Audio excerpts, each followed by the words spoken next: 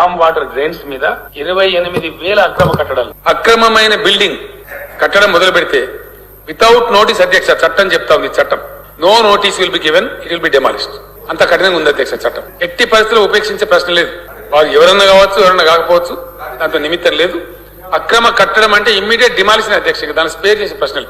ఎవరు కూడా అధ్యక్ష గత 65 ఏళ్లలో మూసీకి వరదలు వచ్చినప్పుడు కానీ ఇతరత్ర సమయాల్లో కానీ మాక్సిమం ఫ్లడ్ లెవెల్ ఏంది, బఫర్ ఏంది, దాని ప్రాపర్ అసలు మార్కింగ్స్ ఏంది, ఇది ఏది కూడా ఎన్నడూ కూడా మా దగ్గర ఎక్కడ కూడా డేటా లేకుండే అధ్యక్ష. ఈ గవర్నమెంట్ వచ్చిన తర్వాత మనం సవ్యంగా మూసీకి పోయిన సంవత్సరం 2020 అక్టోబర్లో వరదలు వచ్చినప్పుడు వరదల ఉధృతిని కూడా స్టడీ చేసి టెక్నాలజీని కూడా వినియోగించి డ్రోన్స్ ని కూడా ఉపయోగించి బ్రహ్మాండంగా అటు ఎంఎఫ్ఎల్ బఫరు ఏది ఎక్కడ ఎంత ఉంది అనేది కూడా మార్క్ చేసి మొత్తంగా ఐడెంటిఫై చేశాం अध्यक्ष। उसके साथ ही साथ हमने बलाला साहब ये भी किया कि कितने इंक्रोचमेंट है, बफर में कितने हैं, मूसी के बेड में कितने हैं, रिवर बेड में कितने हैं, इसका भी हमने एक अंदाजा लगाया। करीब 10,000 तक कुल मिला के स्ट्रक्चर है, 10,000 तक है।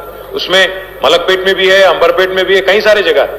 आप भी जानते हैं, मैं भी जानता हूं, एक दिन में ही आए नहीं, बहुत सालों से चलता आया, तो ये सब वहीं पे है। ఎంక్రోచ్మెంట్ చూస్తే దగ్గర 10,000 తుర్క చెరువు ఉంది, దాని కింద ప్రగతి నగర్ చెరువు మొత్తం ఆ ఛానల్ మొత్తం కబ్జాలే, దాని మీద ఇల్లు కట్టాం. సో దానివల్ల ఏమైందంటే ఇక్కడ water there was no other way to go but to enter into residential layouts.